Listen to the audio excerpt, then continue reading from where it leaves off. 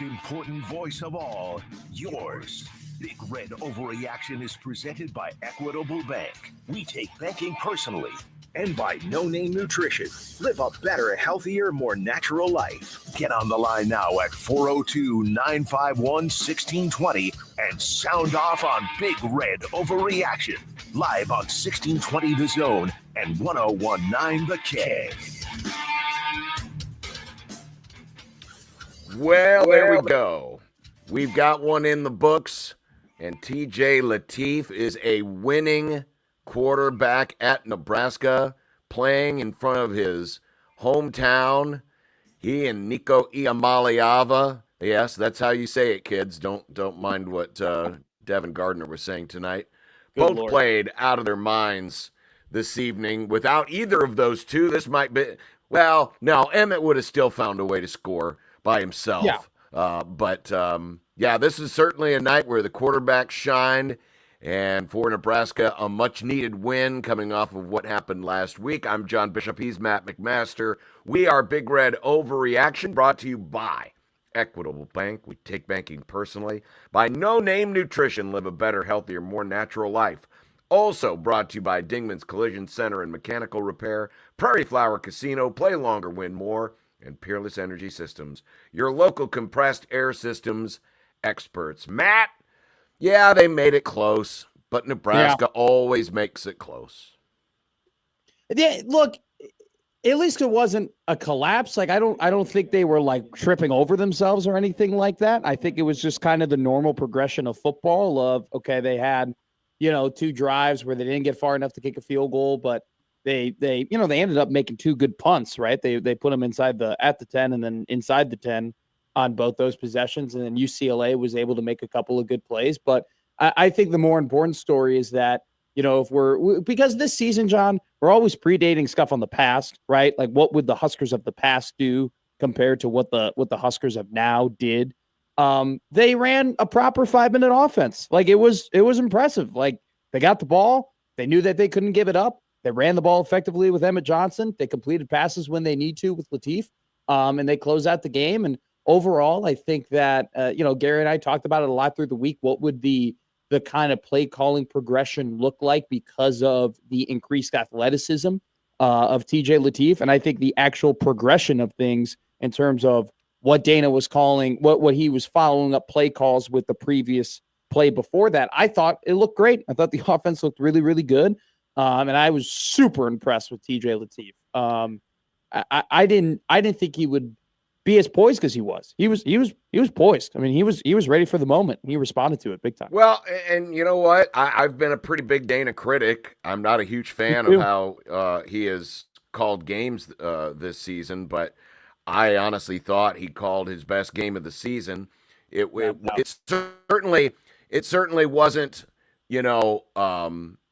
go for broke, but even on that last drive, a couple of passes on that drive where it's easy to go into a shell and just lean on Emmett, which, 9 times out of 10 is probably the smart decision anyway. But TJ was on time, on target. Mm-hmm. He only had what I would classify as one errant throw, and that was the screen pass that was a little wide. That was his first incompletion of the night, but he was on target with everything else. He got him out on the roll. He established early that, hey, you're going to have to be mindful of his legs. First carry of the game was a read option that TJ kept and gained a first down.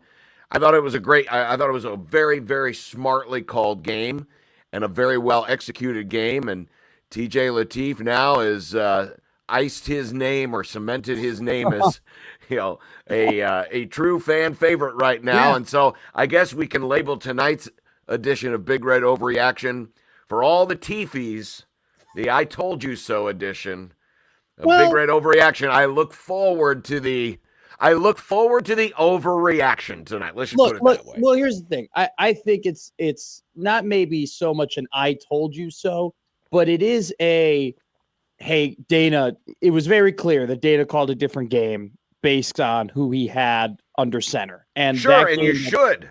But here's the point, John. You say it was Dana's best called game, right?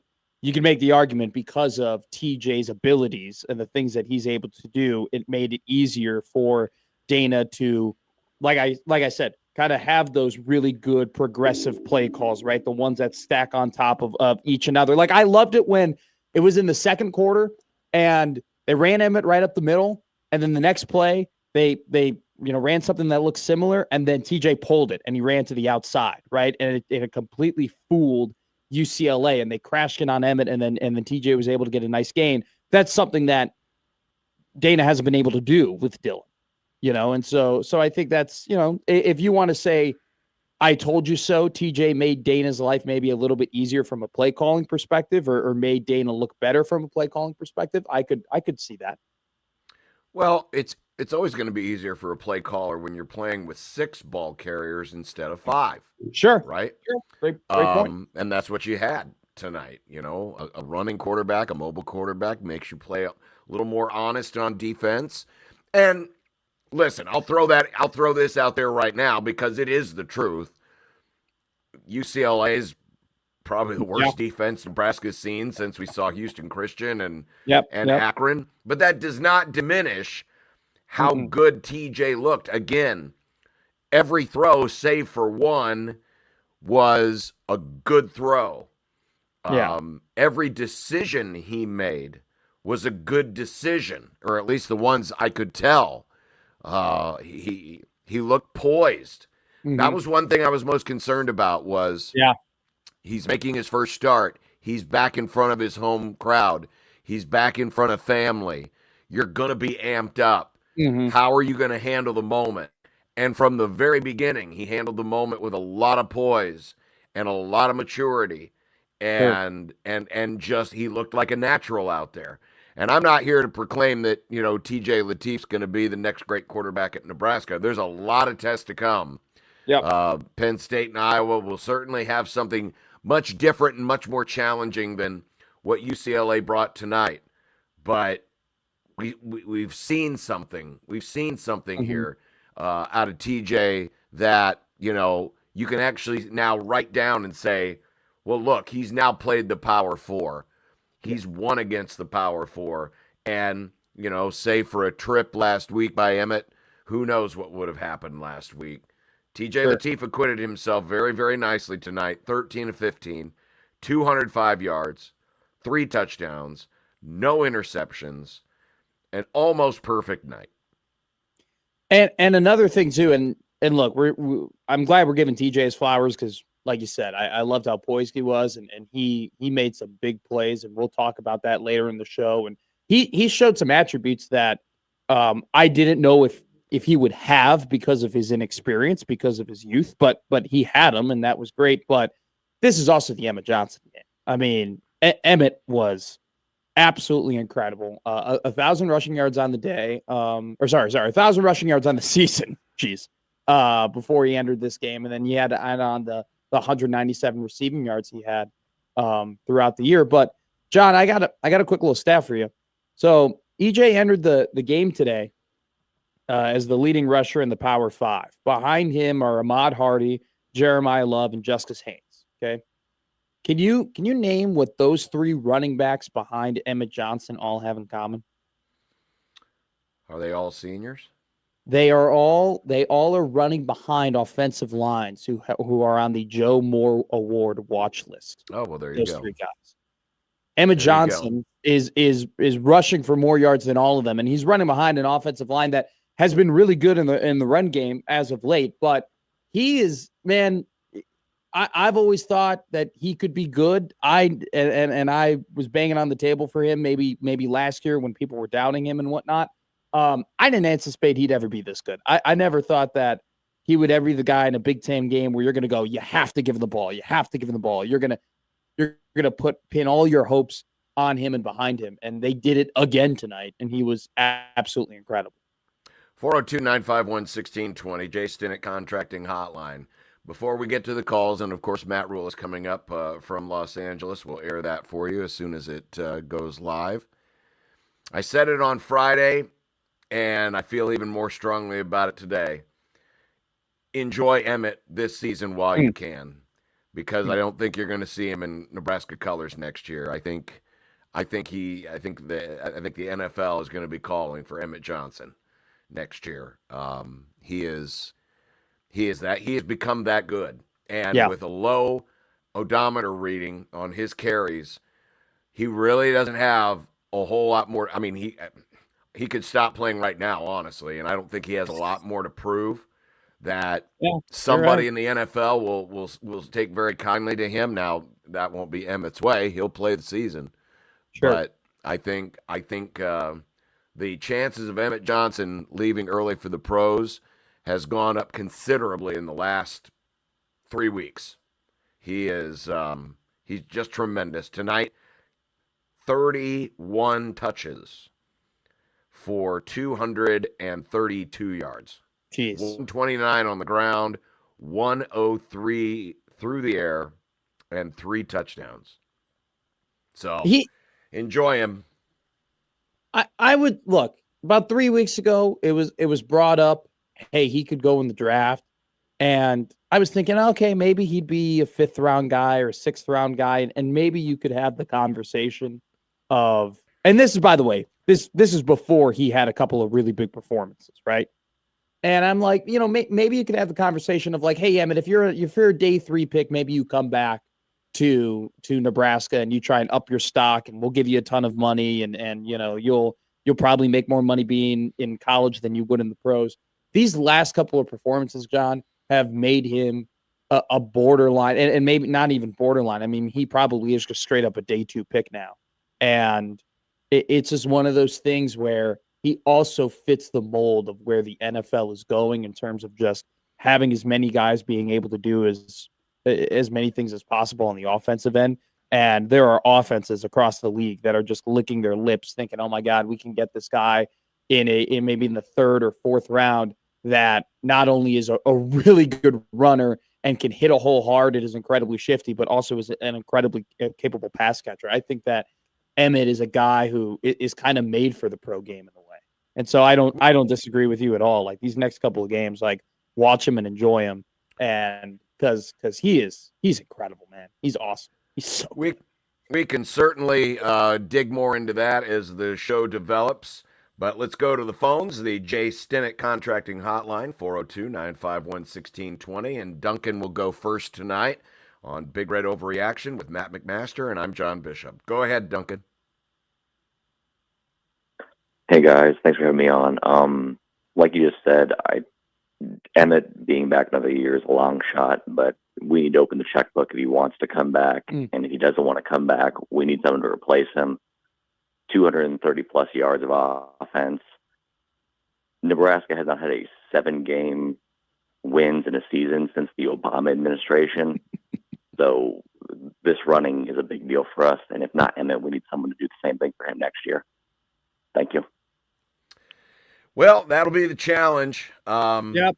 I don't want to, John, I don't want to think about it. I don't want to think about replacing him. I don't want to think about the portal. I don't want to think about life without him. That's not a problem. That's not a problem for us anyway. That's a problem for Matt Rule and E.J. Barthel and Pat Stewart. They'll be the ones that have to deal with it when that time comes. But if they're not thinking ahead towards it, they're probably not doing their jobs right now, because the chances of it are pretty doggone high. And even if the pros weren't out there, there would be other teams out there. Yeah, that would make life very, very difficult.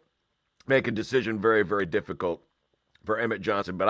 But listen, again, we can unpack more of this as the show goes on. But even if you're not, you don't have to be a day 2 selection to make nice money. Cam Scadaboo was a 4th round pick and is making about $5.5 million on his contract, averaging about $1 million a year. And running backs aren't going for $1 million in the portal. So, yeah, and if you can get to the pros, and the earlier you get there, the sooner you can get to that big second contract, the better. Here's George. George, thanks for waiting. You're on Big Red Overreaction on 1620 The Zone and 1019 The Keg. No, thank you guys. Really appreciate it. I think with wins like this, we have a tendency to, with wins you underreact, and with losses you overreact. And something that I really like to talk about is the plan is only as good as your ability to adjust to what's going on, which is what Don Shula said a long time ago. And with our defense, I just am really concerned with John Butler's ability to adjust with running quarterbacks. I mean, our defensive line is really a concern. With that 3-3-5 defense, repeatedly, our 3-down linemen are getting moved off the ball, and secondly, they can't get any pressure unless we blitz. And it's not like last year when you had Nash and you had Ty in there. And that 3-3-5 really worked well because those guys were so good at taking up space and making plays. But this year, I don't think we have the horses to do that stuff. So, and we didn't adjust with the QB spy, especially on that last drive when UCLA scored to make it 21-28. But I will say, I'm not going to start the controversy tonight of Raiola versus Latif. But I would like to ask you guys, is there anything you think that Latif did tonight that Raiola would have been able to do better? I mean, with his legs, his ability to run, like you guys were saying earlier, being an extra guy to worry about for the defense to take off and run. I mean, you wouldn't have that with Raiola, especially with our spotty offensive line with some of the pass protection we got. So thanks, and let me know what you guys think, and happy we won. So take care. Take care. Matt Rule is ready, so we will answer that question after that, George. So we'll go to Matt Rule live.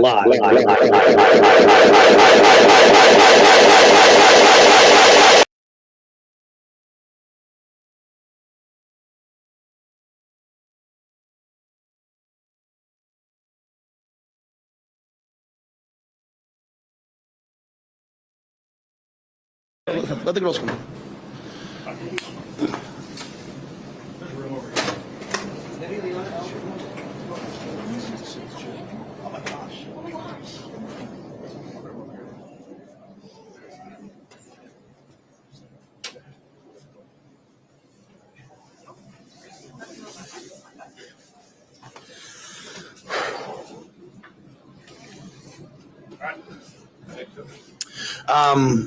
Well, obviously, first of all, what a great football game. A lot of credit to them. I thought number 9 was Nico was fantastic and just an absolute warrior. That first drive we hit him so many times. I didn't know how long he could do that. And he just did it all night.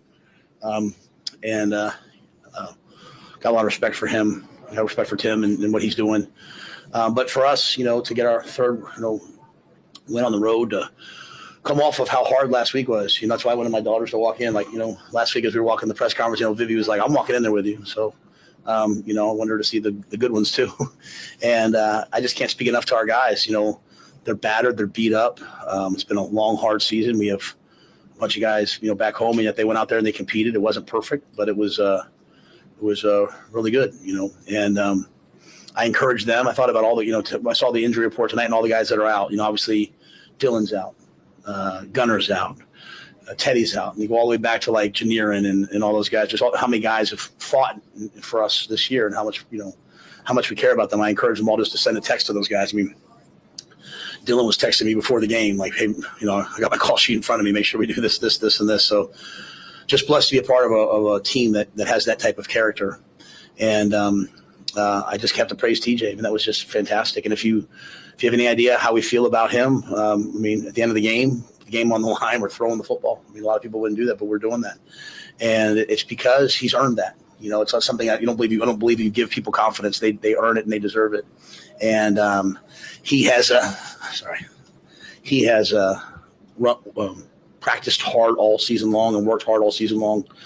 And on the flip side, some people won't probably know, obviously McCullough was out tonight and Dylan Rogers went in there. And Dylan's been waiting to start him for 3 years.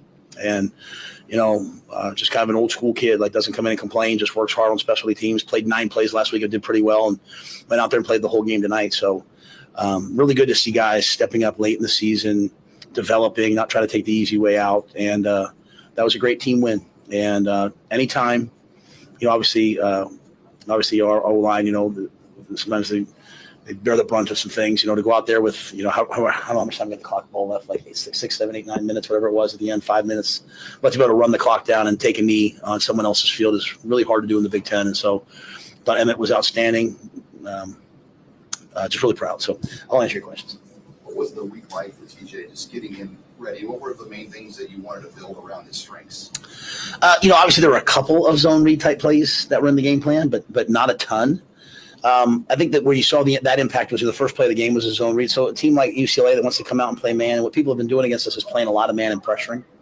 The quarterback, there's not a man for the quarterback typically, right? And so I thought early on when we did a couple of those plays, that forced them to play more quarters, and that we were able to just run the football. And it allowed us to, we knew that when we dropped back to throw it, there might be times where he did run.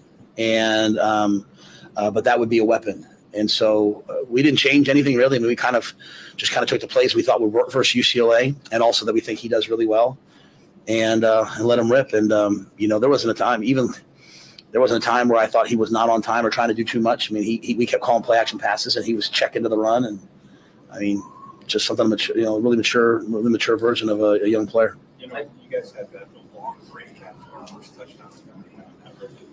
Some offenses or players a little, frazzled, waiting outside, but he didn't. Is that just mature? Yeah, and I think again, I think it does speak to his maturity, and I think it was the guy, like as we were coming out of the locker room, we haven't scored a lot of touchdowns coming out of the break. I don't think you guys would know better than me when last time. Maybe we've done that before. We had a kickoff return, but I mean, coming out on offense and driving the field, and man, like I walked out with those guys, and Isaiah and Jacory were screaming like, "We get to play offense. We get another drive." They were just excited to play, and so. Even starting the game off of that 3rd and 1, where he pulls the ball, Jacory makes an amazing catch. I mean, I think everyone was kind of ready to do their part. Our whole message this week was to be great teammates and not saying you care for somebody. Everyone can say they care for someone, but doing a little extra. And I thought the guys all did a little extra, and that allowed TJ just to go out there and play. What can you say about Emmett? I think it's 232 yards of offense at the end. Yeah, well, I mean, he was great. He's been consistently great. Even the foresight he had on the second to last run to get down. We'd like to get the first down, but he didn't want to get knocked out of bounds, and so it's just. I mean, he's literally calling out the situation before I can even do it. I mean, he's just so mature. And the screen, it was just a great block by Isaiah. Two great, maybe Rocco and maybe Henry or Justin. I can't remember who. Just Justin sprinting down the field. And then the throwback post was a great call by Dana. They had designed it, this week and worked it all week. It was something new that, we felt good about. And, he made the throw. And so, but Emmett's just an absolute weapon, I mean, I think he's, I see all the scouts coming in now, starting to body type. I mean, he's a pro, and it's just, I'm always going to use these opportunities to talk about things that I think help us in recruiting and all that. But like, you take guys who they don't have the success they want maybe early, and they just stick to it. It's just such a great message. So now, like if I'm a freshman or sophomore, man, I want more touches. I want more things. Just do what Emmett did. Like just keep getting better and better and better when your time comes. And Dylan Rogers is a great example. Just keep to do it that he did. And so I just really proud of those guys, and I'm really proud of Emmett. How does that just little extra bit of mobility that TJ brings, did that open up what Dana's able to do?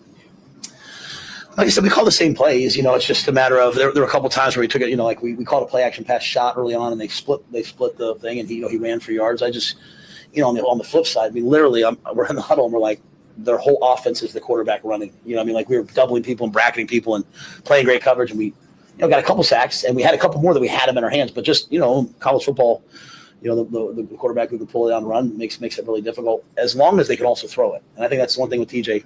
All week I just kept saying to him, hey, like 3 weapons, man, 3 weapons. You're not a dual threat player. You're a triple threat player. You've got an arm, you've got feet, and you've got a brain. And I think that's really important. It's like you don't want to just go out there and run around and create havoc. I mean, he made the right checks, right plays. He was really professional. Glenn did a great job. Not just this week. You can't get a guy ready this week. It's the whole season, right? And it's really, Dylan's mentoring the whole season. What Dylan's done for TJ and just, embracing him and bringing him in the fold, I think has allowed TJ and pushed TJ to this point where, I mean, he was more than ready for that moment. Have you already heard from Dylan? I haven't even checked my phone yet, but I was hearing from him before the game, and I shot him a text at halftime, so I was like, "Hey, what's next?" But I know how excited he will be. I know the guys asked me, "Hey, can we grab a ball and bring it back for him?" So, we love Dylan, we love TJ, we love all the guys, and they're all excited to see them all play well. How big was the middle 8? You guys obviously were able to control the second quarter at the end and come out and get 7. That felt like kind of a tipping point of the game. We got 14 points in those moments. Yeah, that was really crucial. And, obviously they had that drive going where, we had them backed up, and they had that drive going to get us to get down into, field goal range. And so, that was, but we were able to stop it. So that was great. We believe in middle 8. We believe in a fourth quarter shutout, and we just can't quite get the fourth quarter shutout the way we want to get it. And so, like I said, we're like some of the streets in Lincoln, we're under construction, right? We're still building them, right? But it's a fun process to be a part of. And I'll just say it again, not many teams would have bounced back the way they did because they put their heart and soul into that game last week, right? And it speaks to them. I'd love to take credit for it, but I mean, some of them, like Sierra walked off the field with me on Wednesday, and he was bringing me back, right? But that's the whole point about being part of a team. Like, we all bring each other back, and then you get to see the guys have those great moments at the end. It's really fun. One more. It was a attendance record, or attendance high, I should say, for UCLA this year. Obviously, a lot in red. What do you think? It doesn't surprise me, I know, but how big of a factor? No, it still surprises me. I mean, I'm not surprised. I mean, it's just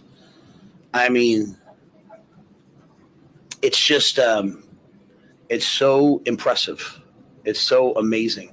I think I told you guys this is like, Julie, this is the most tickets we had to get this week. I mean, I think a lot of our friends out here and people coming out here and plan to be here, but it's just so great knowing that when you go on the road that you're going to have just such a great crowd like that, and just even the Go Big Red chants at the end and all that. And pretty cool to be coaching in the Rose Bowl and be playing in the Rose Bowl and have that fan base and all those things. So, one of the commentators joked with me before the game. He's like, I bet you all the bull reps are taking notice, and so, but it's just the power of what Husker Nation is. And we also know what they want, and we're working towards it. He just couldn't go. Yeah, he's been having some stingers and just battled all week. Just couldn't go. So we left him home and said, Dylan, it's your show. And I bet you when I watch the tape on the plane home, it'll be pretty good. So you guys will spend the night here tonight. Enjoy. I'll get home at 6. Thank you.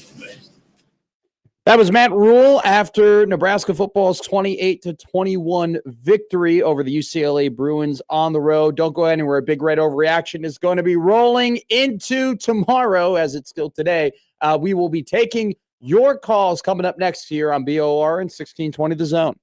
Life gets hectic, and that can pull away from your wellness goals. So when you finally focus on your health, why get lost in a sea of impersonal options? Discover No Name Nutrition, your family-owned health food haven. With personalized service, we'll guide you to the best choices for your journey. Visit NoNameNutrition.com today, 144th and Center, or North 72nd Street. No Name.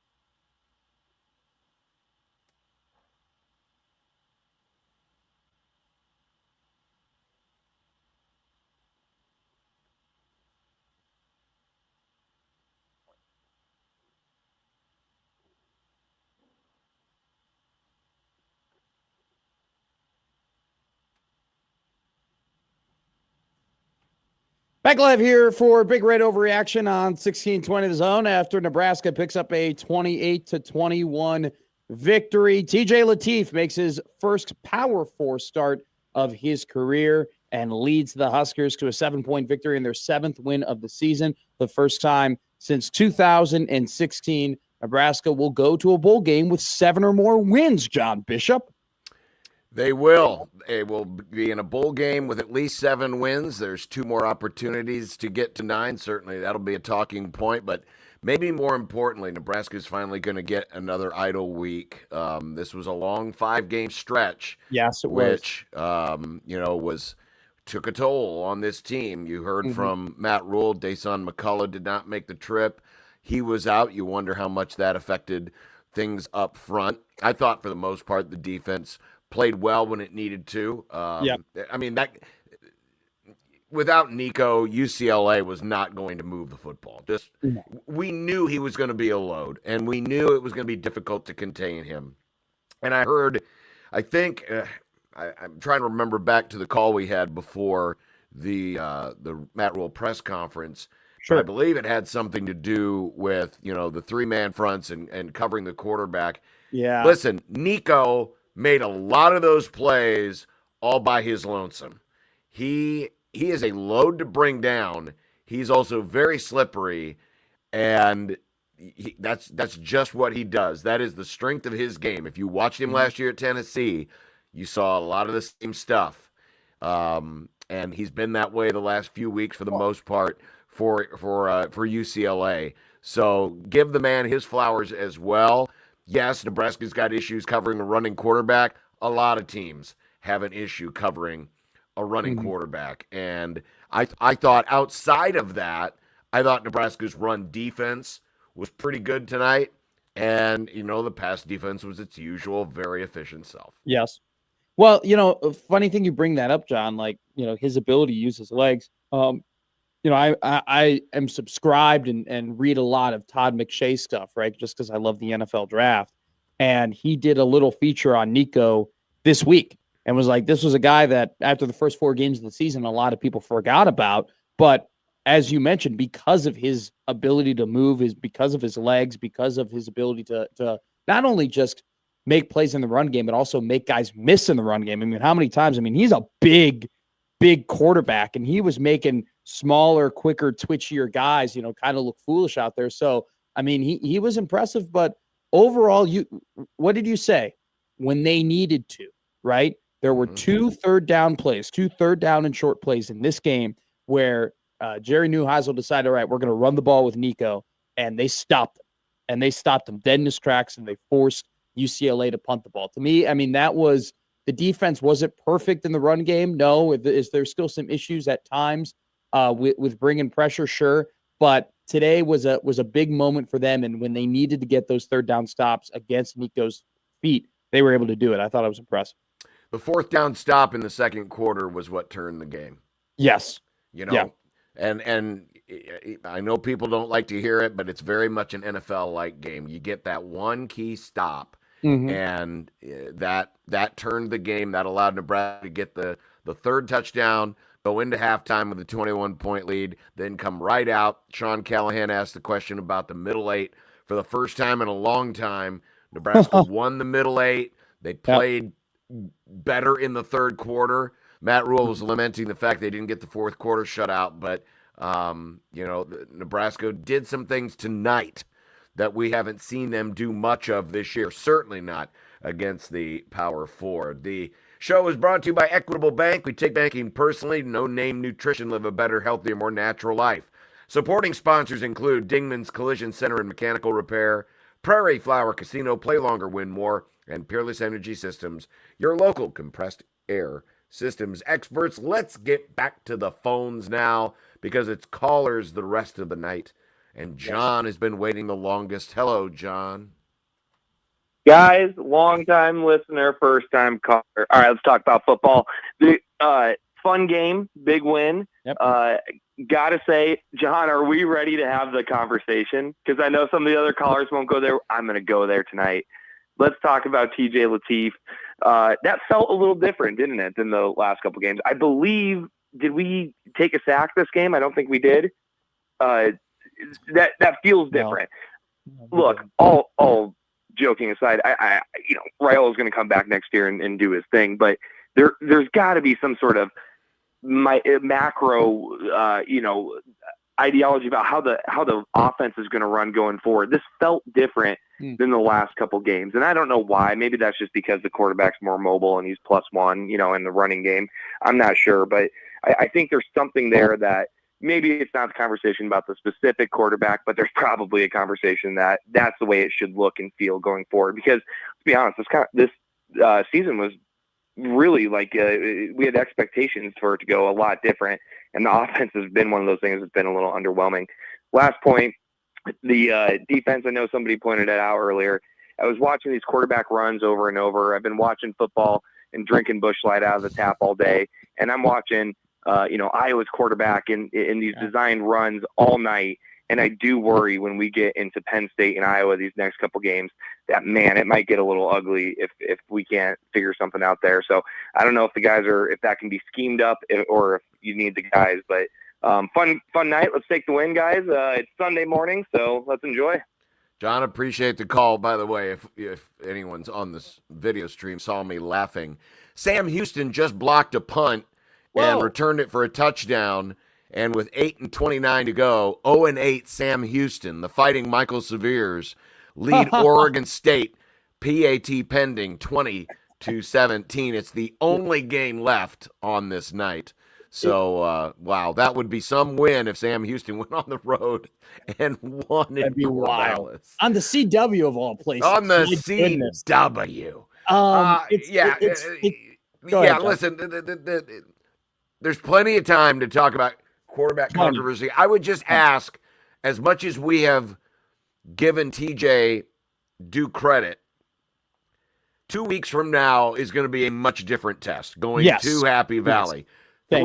3 weeks from now, hosting Iowa is going to be an even tougher. Let's see how he does in those next 2 games. Okay. And I think John brings up some good points about the QB run game. Like still it's always going to make you look better, man. It is. And on both sides of the ball, right? Like, Nebraska also too, once again, showed a little struggles. I do want to point out though, that look, Brendan Sorsby ran all over them in week 1 against Cincinnati, but Cincinnati only scored 17 points. UCLA, went ahead and Nico ran the ball all over them. At the same time though, John, 21 points, like I'll take that. Like, it's not a zero sum amount of points, but it's not not 30, it's not 35. You're not getting gas. So at least their problems in the quarterback run game isn't leading them to giving up 35, 40 points. Like they're able to do some other things better that kind of negate the fact that they aren't great in that facet of the run game. And to John's point about the whole, it looks different. How about those slants from Dane Key today? I mean, that was nice. Those were things I thought they needed to do with Dylan more often. Yeah, I agree. Because get the ball out of his hand, timing plays, 1, 2, 3, boom, hit the guy. It's a single read. Let your receivers catch the ball and do something with it after the catch. I thought it was Dana's best called game of the season by far. I couldn't agree more. Here's Zach. Zach, thanks for calling on the Jay Stinnett Contracting Hotline. Zach, going once, going Zach twice. attack is gone. Call back, Zach. Zach was on hold for a while. That means Mike is next. Good after evening. Good after midnight. Good after midnight, Mike. Good morning. Good morning. Good morning. Hey, hats off to Lateef. Every ball he threw was on time, looked good, everything, it maybe won, maybe the screen was not so good, but so the ball was there. But like you guys just said just a little bit ago, our next 2 games, what scares me more than anything is we're done with the Pac-10. We're done with the USCs and the UCLA and those type of defenses and stuff like that. And the one Big 10 team that was physical with us, that punched us in the mouth, was Minnesota. And we got 2 coming up that are better than they are. So I'm really nervous about not just winning those games, but we got to, and EJ's the best. He's awesome, but we got to keep him healthy, man. I mean, I don't know. He's getting an awful lot of runs, and those will be real physical games. And I think Latif's great, and like I say, no quarterback controversy or whatever. And then if there is one when next year. But he's pretty skinny. He can run, but he's skinny. I'm just worried about getting beat up in the next couple of games. But I think thank God for Latif keeping us out of that Detroit Bowl, man. We're going somewhere good. Even if we just get 7 wins, we're not going to Detroit, baby. Okay. Thanks, Mike. Appreciate it. I would say Nico's kind of slender too, so yeah. I wouldn't worry too much about that. And I said this on Friday, Matt. Say it. If Nebraska goes into next year with a quarterback controversy, that's a good thing. Thank you, John. Thank you. Isn't it a nice problem to have that in the most important position in the game of football that you actually have options, that you actually have, if not one, but two. Like some teams just have a straight up bad quarterback. All right. The fact that Nebraska is able to actually have 2 guys that are seemingly good at the position, depending on what they're being asked to do. That's good. That's good. You want to be there. You want to, do you know what's better than 1 good quarterback? 2 good quarterbacks. So, and it'd be good for Dylan. Hasn't had anybody to push him. He hasn't. Hasn't had anyone. Nebraska hasn't had a starting quarterback to push them in years. Great point. Another one. Like it's just it's not the worst thing in the world, right? No. And if one of them ends up leaving, and you play the other one, that's just kind of the world of college football. That's a lot of other teams are having to deal with that too. So it's just it's TJ looked good tonight. I think Mike brought up a good point though. Like, kind of temper expectations just because UCLA's defense isn't necessarily the steel curtain or the purple people leaders or anything like that. But he went in and he was asked to do a specific set of things, and he did those specific set of things at a high level. And they ended up winning a game that they could not afford to lose, not only just on a micro, but a macro level for this program. I'm not sure if this is ID or id or if Joey just had a brain fart when he was typing in the name, but JD. It's JD. Oh, it's JD. Oh, I see. It's cutting off on my screen. You're good, JD. Joey was right. I'm sorry. It's cutting off. JD. Hi, JD. See you, JD. Okay, well, that didn't take long. That just means that we get to hear from our friend Napa Vince. Vince, it is still Saturday where you live. Yes, indeed it is, man. Thanks for taking my call. John, before I go into the game, I want to say it was great to see you and your family out here in Napa earlier this summer. It's something that I still cherish and still think about. Now, here's what I thought about with tonight after we wrapped it up. This is our first guaranteed winning regular, and notice I say regular season, since Mike Riley 2016. I hate to lower the bar to that point, but that's where we are. But I'll tell you, tonight's game was closer than it should have been. This team has been resilient all year long, and I was a little bit concerned how they would bounce back because they laid it on the line against USC, and we came up short.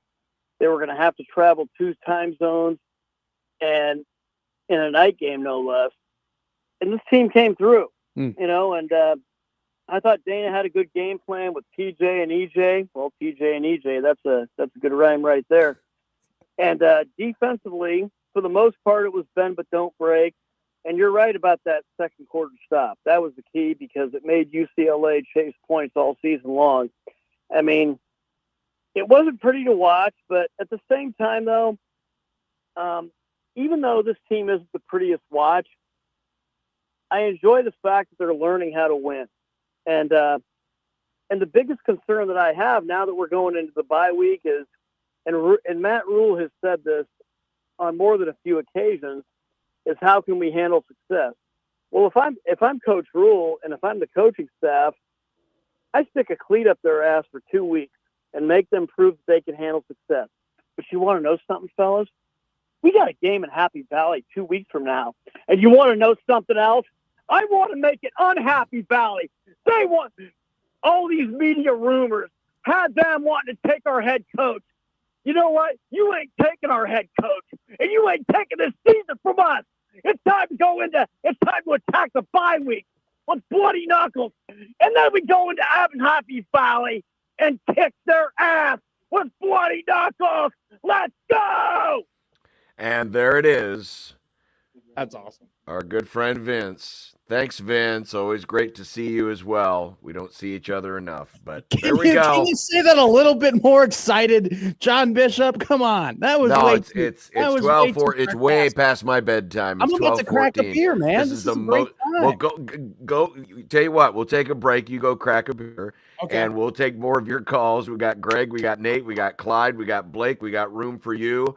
402-951-1620, Jason at Contracting Hotline. Brought to you by Equitable Bank. We take banking personally, and by No Name Nutrition. Live a better, healthier, more natural life. John and Matt will continue with Big Red Overreaction after this on 1620 The Zone and 1019 The Keg.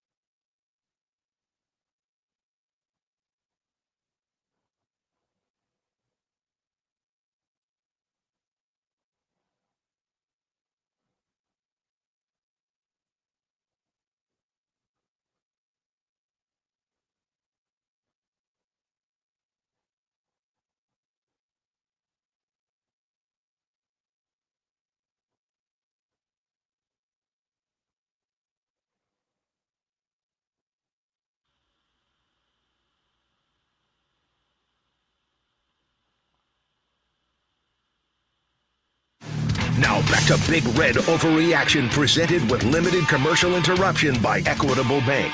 We take banking personally. Dingman's Collision Center and Mechanical Repair. And by No Name Nutrition. Live a better, healthier, more natural life. On 1620 The Zone and 1019 The Keg. Supporting sponsors of Big Red Overreaction are Dingman's Collision Center and Mechanical Repair, Prairie Flower Casino, Play Longer, Win More, and Peerless Energy Systems. Your local compressed air systems experts. When you look at the final stats, team stats, they actually look very even. You would think that, UCLA had as good a chance of winning the game as Nebraska did, but Nebraska held control. They led from the very first drive, led by as many as 4 touchdowns, actually. Or 3 touchdowns, I'm sorry.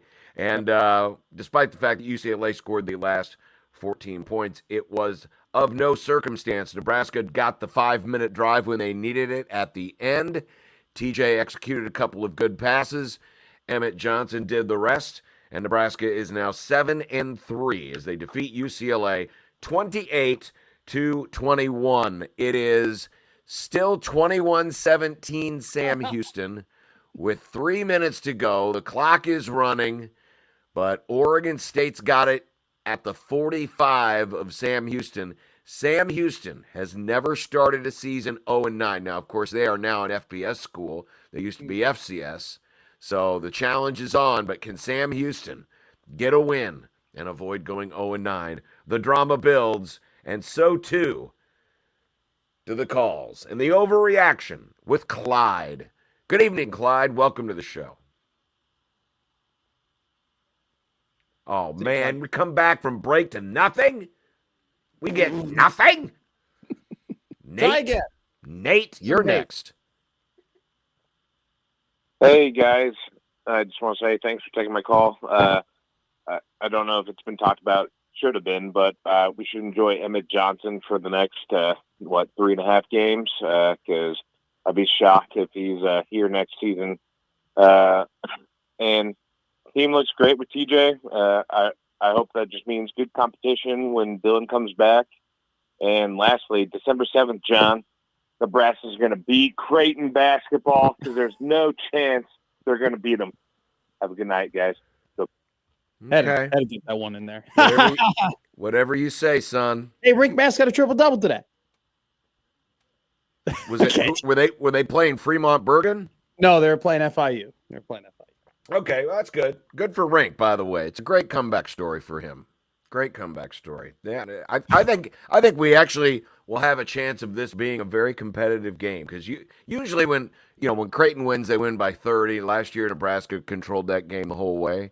And it ended up being 15-point win or whatever it was. I think this could be the first time in a long time that a Nebraska Creighton game goes down to the wire, and I think it'll be fun for everyone.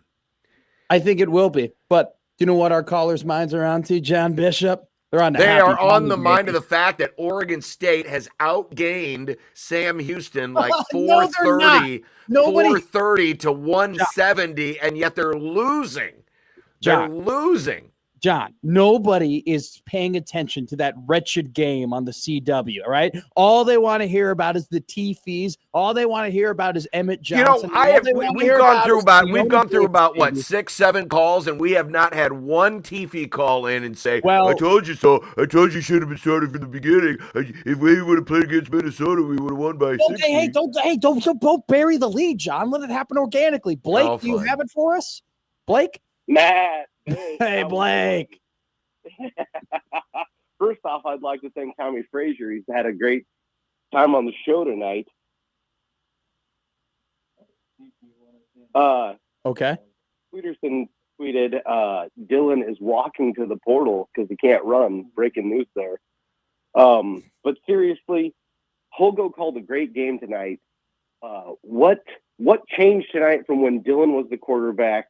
And what can potentially make this better next year if Dylan sticks around? Thanks, guys. Great question, Blake. Other than the joke that absolutely went off of a cliff, that was a tough one. Look, John, you brought it up. I was kind of alluding to it. The slant man, I love Dane Key. I mean, he ran a couple slants against Cincinnati, and I thought that would be the bread and butter for the season. Kind of went away from it. I would like them to go back to it when Dylan is back in action for Nebraska.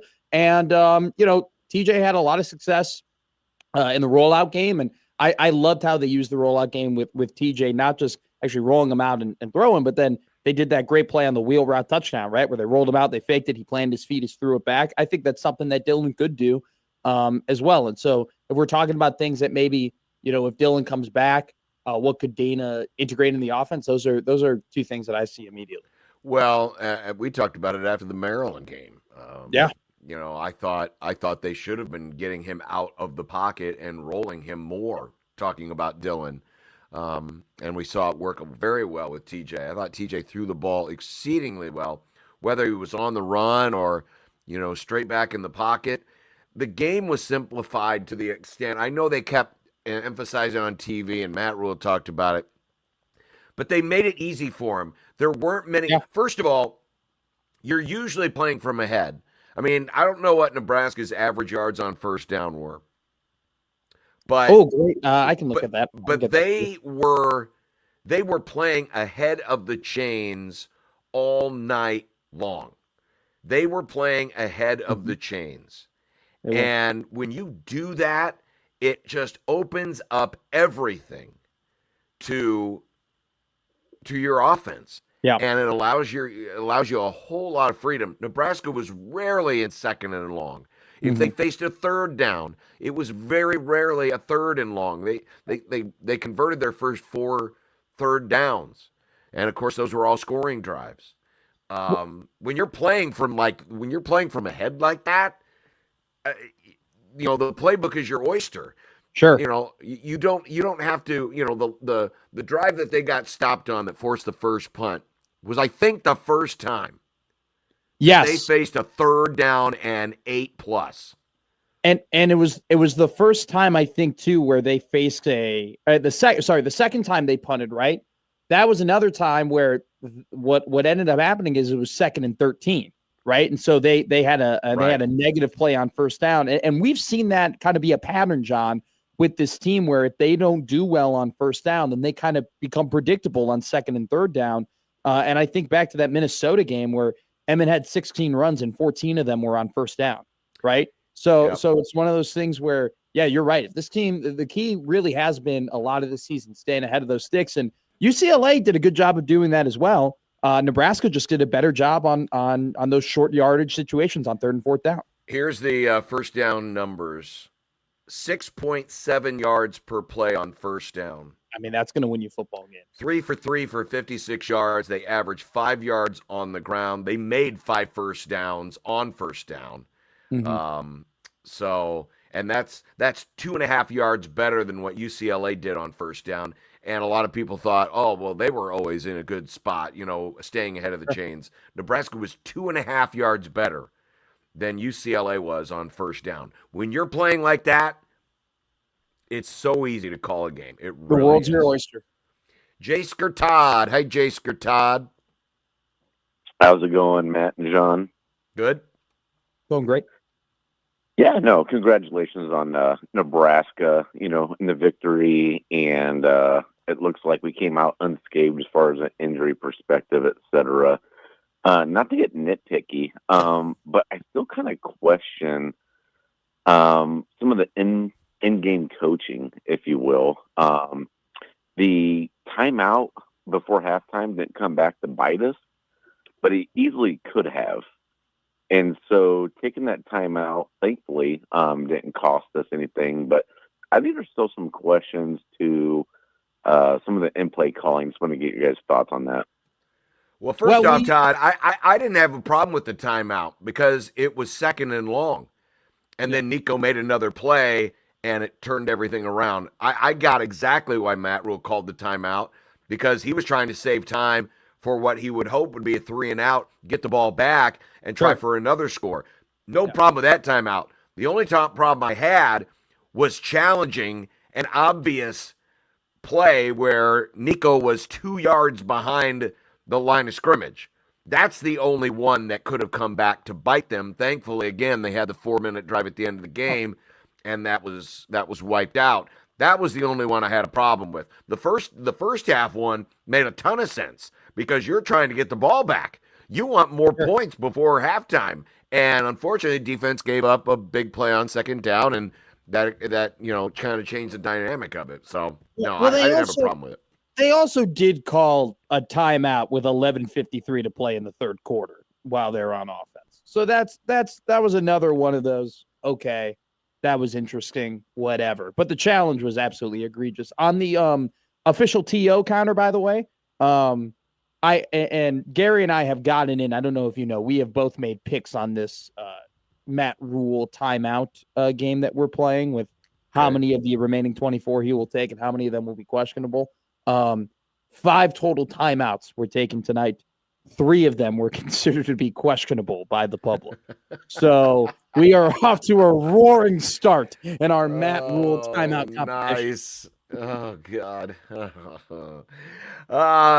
Dingman's Collision Center, Mechanical Repair, Prairie Flower Casino, Play Longer, Win More, Peerless Energy Systems, your local compressed air systems experts, supporting sponsors this season of Big Red Overreaction. Here is Greg in Hastings. Hi, Greg. Hey, how's it going, fellas? I know you guys are all doing well. Thank you. By the way, Oregon State just intercepted the ball. I saw that. After Sam Houston got the first down that would have ended the game, but got called for holding. Holding, yes, you are correct. Oh, God, what a terrible pass. Oh, I just saw it. Oh, my God. Matt, it's football. Oh, it's awesome. No, I love it. We're sickos. We're a bunch of sickos. The cows come home. Guys, I listen all the time, usually every Monday on every show. It usually comes around to talking about the broadcast. Yes. And and you guys are in the business, so you know how to define a good broadcast and a bad broadcast, and what makes a good announcer and what makes a bad announcer.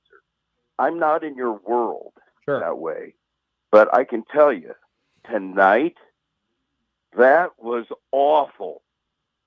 That guy couldn't say Iamaleava to save his life. It's Iamaleava, by the way. Might be whatever it is. Devin Gardner might be the worst. And Tim Brando just kept, I don't know. Oh, God. It was bad. And I finally heard what you guys hear because you're in that business. Because sometimes you guys will say stuff and I'll go, well, I didn't think it was that bad. But tonight, it was that bad. Those two were ridiculous. So, anyway, got any thoughts on the broadcast? Yeah, I do. Wait and hear it later. Yeah, it was. I felt bad for Devin. Thanks, Greg. You I felt bad for him? Why'd you feel bad? Because he obviously didn't know how to say the name, and no one bothered to correct him. It is a tough name to say, but once you get it down, you've got it. But the fact that there's producers, there are people in his ear. You could have talked to him. I don't put it all on Devin Gardner. It's obvious no one ever corrected him. See, here's why I do. Because I knew that we would be on the show tonight. And I knew we would be saying Nico Iamaleava, okay? Iamaleava. Iamaleava, that's how you say it. Iamaleava.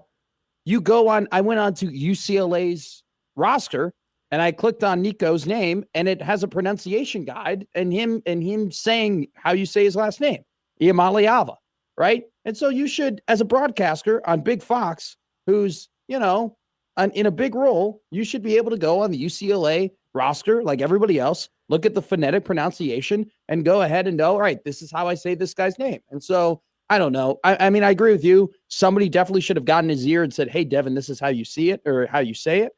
But he could have taken it upon himself. And it was getting to the point where he said it like 7 different ways.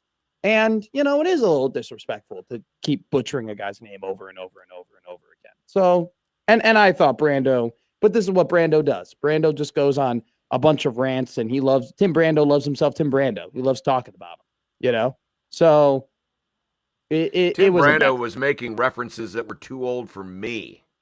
Tim Brando started talking about his golf game, like at one point. Like, what are we talking about? Flying in over fishes was one of his comments about the officiating. Yeah. I mean, it was, and they also did the same thing again today, where they fall in love with a player and they just fawn over that player and keep talking. Oh my God, this guy's incredible. And then another guy playing that same position plays really, really well, and they don't give him nearly as much of respect or praise. And so that's annoying as well. So Sam Houston has held on, and they have won their first FBS game. They're not going to go 0-9. They get to stop. Bearcats 21, Beavers 17.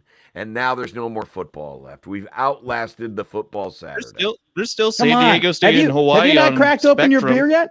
Oh, it's on Spectrum. I don't have Spectrum. It's on a Hawaii pay-per-view. Yeah. Whatever we could buy that. We can put it on the company card. We can find it. I'm not doing that. Brought to you by Equitable Bank. We take banking personally, and by No Name Nutrition, live a better, healthier, more natural life. We've got some open phone lines for you. Yep. Keep us occupied. We're here for another 55 minutes or so. 402-951-1620. Still have not heard and I told you so yet from any of you Tiefys out there. You know who you are. I branded this show for you. It's the I told you so edition of Big Red Overreaction, and we've made it an hour and 6 minutes.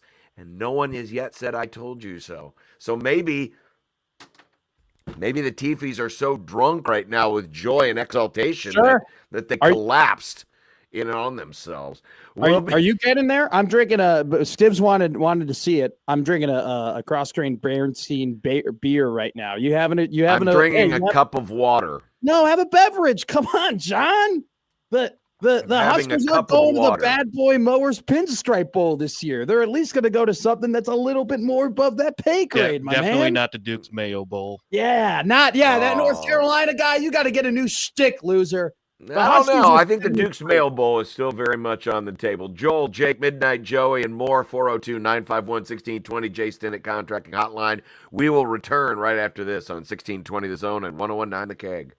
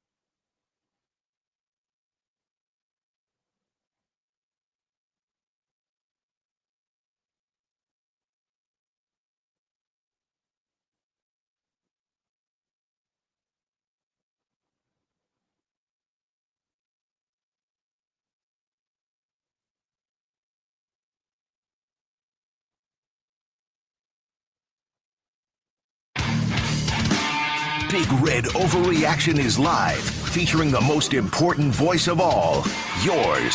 Sound off now. 402-951-1620. Presented by Equitable Bank. We take banking personally. And No Name Nutrition. Live a better, healthier, more natural life. On 1620 The Zone and 1019 The K. Also brought to you by Dingman's Collision Center and Mechanical Repair, by Prairie Flower Casino, play longer, win more, and Peerless Energy Systems, your local compressed air systems experts. I'm John Bishop. He's Matt McMaster. We've got Clyde, Joel, Jake, Midnight Joey, and a couple of lines open for you at 402-951-1620. That is the Jay Stinnett Contracting Hotline. After Nebraska defeats UCLA 28-21. First win in the Rose Bowl in 32 years. Whoa, great ending stat. a long 2-game losing streak. John, I got a question for you because Joey Colbert and I were we were doing some research. I remember. Do you know maybe off the top of your head and maybe where we should look? When was the last time Nebraska had a player have 100 rushing yards and 100 receiving yards in one game? Well, I was perusing Keith Mann's post-game notes. Oh, okay. It is the first time in school history a Nebraska running back has had 100 rushing yards and 100 receiving yards in the same game. It is also tied a school record with 2 receiving touchdowns by a running back. Also, Amon Green and Corey Ross had that. So, yes, this is a first. The first 100-100 game, a Roger Craig game from his 49er days. The closest Husker that nearly had that was Amir Abdullah in that McNeese State game. He had like 131 on the ground and 96 receiving yards. And saved Nebraska's ass that day. Without yes, him, they did. They would have lost to McNeese State, and maybe Bo Pelini would have been fired earlier than he was. 402-951-1620. Let's go to Joel. Hi, Joel. Thanks for waiting. You're on Overreaction with John and Matt. Hey, gentlemen. Thank you for taking my call.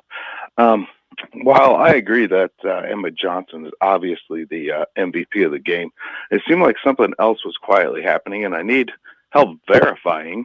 TJ Lateef, true freshman quarterback, first ever collegiate start, he had a perfect passer rating, and I don't believe that's ever happened anywhere.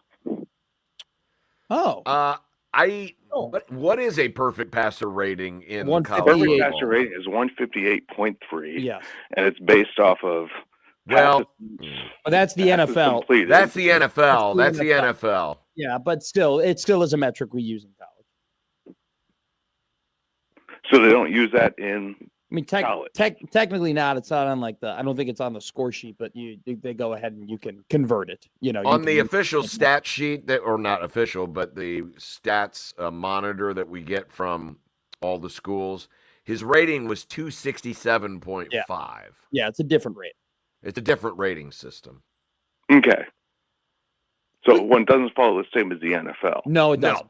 But you can convert, like PFF goes ahead and they convert, like for NFL grades, they convert quarterback performances in college to the NFL QBR statistic. So got it. Okay. There you go. All right, thanks, Cole. Appreciate it. Thank you. You bet. No problem.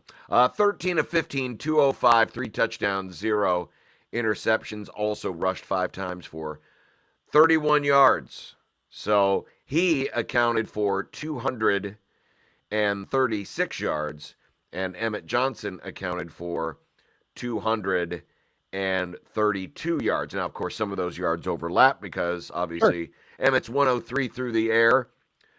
He literally had half of the passing yards and 90% of the rushing yards tonight. So good. He is so good. And just get used to get used to this idea, baby.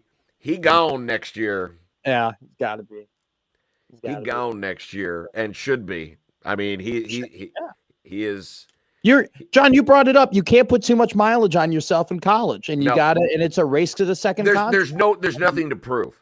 No, there isn't. There's nothing to prove. Winning, coming back and trying for a Heisman, which, by the way, someone did ask me on Twitter a little while ago, is there an outside chance he'll be in the Heisman race? No, absolutely not. Joke?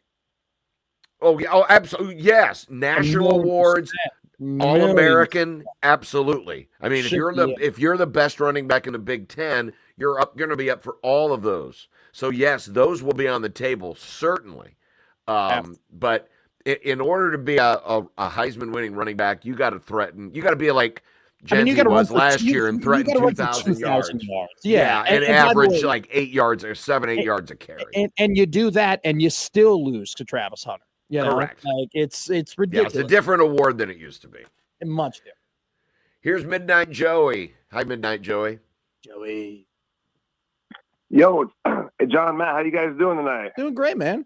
Doing great. Hey, great, guys. Hey, John. Last time I talked to you was the Cincinnati game. How you doing? I'm doing fine, Joey. We have no delay tonight. Oh, great. Hey, thank you. You remember that? It was like a 7-second delay. So, hey, guys, that was a great game. Yeah, kind of, sort of. I enjoyed it. They won. Yeah, they won. It was a close one, wasn't it? I mean, it's always a scare tactic. At the end. They always, man, wasn't it though? Like, come on, guys. It got a little scary. It was only stressful at the end, on the last drive. But as soon as they crossed midfield, I thought this game's in the bag. Yeah, I agree. Yeah, it felt good though. So, but hey, I don't want to talk too much about the game besides Emmett Johnson. Man, he is a bulldozer. Man, he's a zigzagger bulldozer. Man, he is a stud. He is a stud. So, man, but here, what I want to talk about is like, man, I've been listening to you guys all week long talking about these, the stats and whatnot and the records, but man, we got to get it together when we play these top 25 teams. I know we don't want to talk about it too much, but come on, Matt, Rule, you're 0-19 versus top 25 teams, and come on, Nebraska, we haven't won a top 25 game since September 17th of 2020 or 2016. Let's get it together. We got to finish it. We got to be smarter. We got to make smarter play call. We got to be tougher in the trenches. This is just a fan coming from a fan. You know what I mean? Like, sure. We got to get it together. So it's too bad that Iowa didn't win today because we wanted to get them at the end of the year. We're going to get them, but I mean, anyways, last thing I'm going to say to you guys. You guys ready? Yep. Okay, last thing. 28 years ago tonight, Matt Davison caught that catch in Missouri. Matt, you weren't even alive yet. You were like 4 years still in the womb, but It happened. And John, you know what I'm talking about. Uh-huh. Yes, sir. You know so here, what we're going to do is we are going to beat Penn State and we are going to beat Iowa, right? We are going to be 9-3 and let's go, baby. Go Big Red. Matt, John, thanks guys. You guys are awesome dudes.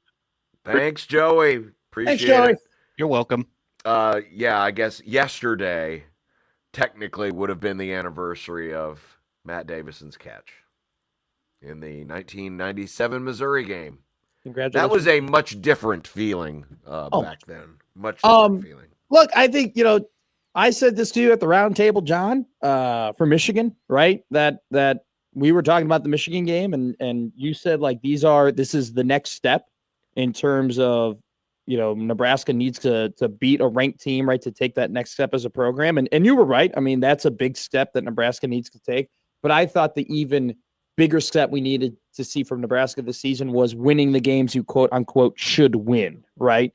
And Nebraska has done a good job of doing that this season. And this is another game where, they were a 1.5 underdog, but like that had to do not because UCLA was more talented than you or UCLA was rolling or UCLA was ranked. It more so had to do with the uncertainty of TJ Lateef, but they went out and they proved they were the better team and they were the better team for the first 3 quarters and they shut it out in the fourth quarter. And that's progress. That's progress from where this program's been to where they are now. Can't argue that. Unfortunately, they may not get a chance to end the ranked streak after Iowa lost today. Man, I thought they were going to win that one. I give credit to Dante Moore, who didn't complete a pass the whole second half, and then threaded the needle on that out that changed the field position and got him in field goal range. Man, I thought I was going to get him, but Oregon wins today. However, the Big Ten loses another playoff contender. Washington, you gone. Terrible loss. And I bet the punter had more passing yards. You know what Damon Williams was doing, man. He played a terrible game. And I bet, and you know why I'm so mad, John? Because you know why. I put money behind it. Now I'm $20 cheap. Because listen, Oregon's the only West Coast team that has a chance to win in cold weather. Dan Lanning has that mentality. UCLA, USC, Washington. Yeah. No. Also, not yet. They've got to adjust. I'm not saying this. I'm just pointing out the games that I've specifically have watched in Camp Randall over the last 2 years. It just seems like anytime I watch an away team play at Camp Randall, they just crap all over themselves. And it's just always just a disgusting game in that stadium. But Wisconsin is so bad that, or has been really bad, where they haven't been able to take advantage of over the last 2 years. But Washington was terrible. Yeah, that was brutal performance. Tough Brought to to you by Equitable Bank. We take banking personally. By No Name Nutrition. Live a better, healthier, more natural life. Here's Clyde. Good evening, Clyde. You're on Big Red Overreaction. Thanks, guys. Did you watch the Indiana Penn State game? I did. Sadly, I missed it. I Oh, missed a good finish. I got you, Clyde. The only reason Indiana was in the game was because they had timeouts left. Mr. Rule needs a lesson on timeout management. And after listening to Matt's and Gary's thing, I think they should take $10,000 out of his paycheck and put it to NIL money for every frivolous timeout call that he makes. It's silly. That'd be one hell of a writer to put into a contract. Well, it would, but that's why we have lawyers. So anyway, I'll hang up and listen to you. Thanks. Have a great night. We kind of broke down the timeouts earlier. So you guys have are you communicating? How are you judging the frivolous timeouts? You said 3 of the 5 were bad or frivolous timeouts. So I think we decided. Well, look, Gary and I, probably since week 3, have been lamenting the we don't have our crap together third quarter timeout. That's what we labeled that. And in particularly, I was lamenting it because it was so dumb. So how we are doing this is any timeout taken in the third quarter is a bad timeout. Okay, any third quarter timeout. Really? I don't know. I mean, there might be. There's an exception. You got to give yourself a little leeway. But if there is, for the most, there's a high, if you take a timeout in the third quarter, there's a high probability it was a bad timeout. Now, a good example of it being an exception, the timeout they took in the third quarter against Minnesota, they needed to slow down the game. Yes. Right. You kind of need to take that timeout. So I don't think we would count that. But the 2 timeouts in the third quarter and then the 1 timeout taken, I think it was in the first. It was the one that everybody was freaking out about on Twitter. We said was a questionable timeout. The one in the first half. There was a second. Yeah, the one in the first half.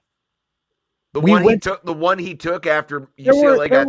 There were people on Twitter who said it was. We can go back to the tape there, John. But I don't have as many problems with first half timeouts. I mean, the game's not on the line in the first half. The committee can talk about it.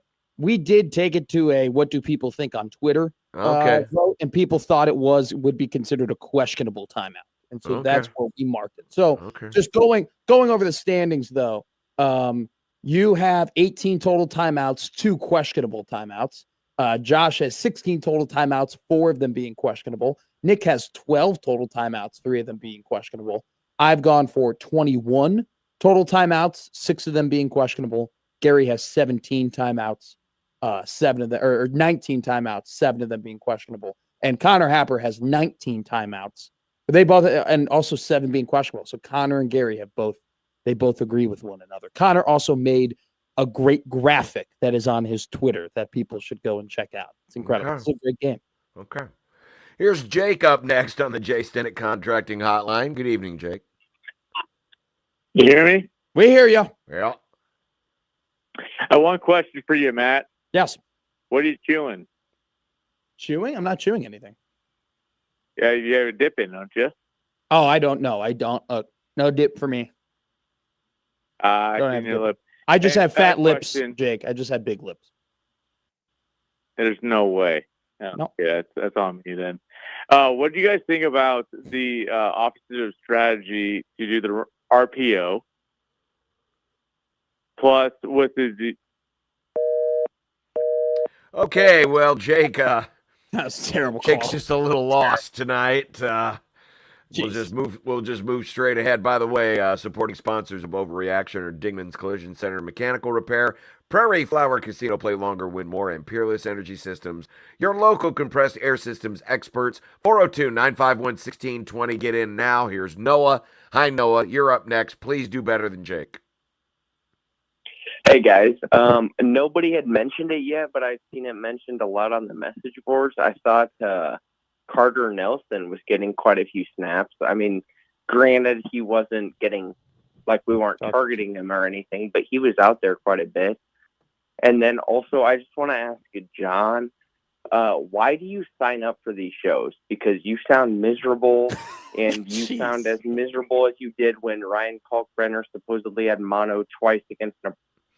Noah, thanks a lot for the call. You sound fine to me, John. I'm fine. You're totally fine. I'm fine. It's just a bad. I see Nebraska ball fans getting cocky already. Good. The more the better. Please let me have it.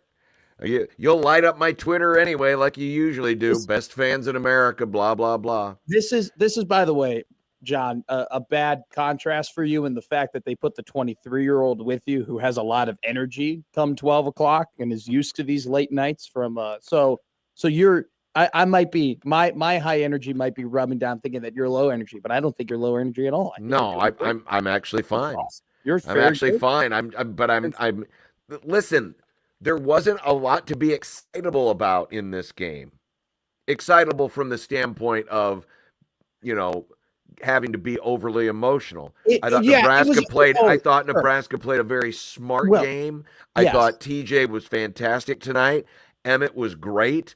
The best way of putting it, John, this was a normal football game. They played a very no normal, turnovers, 2 penalties. Yeah, there's a very standard football game. It was clean on both sides. Like you said, not a ton of penalties, not super big mistakes.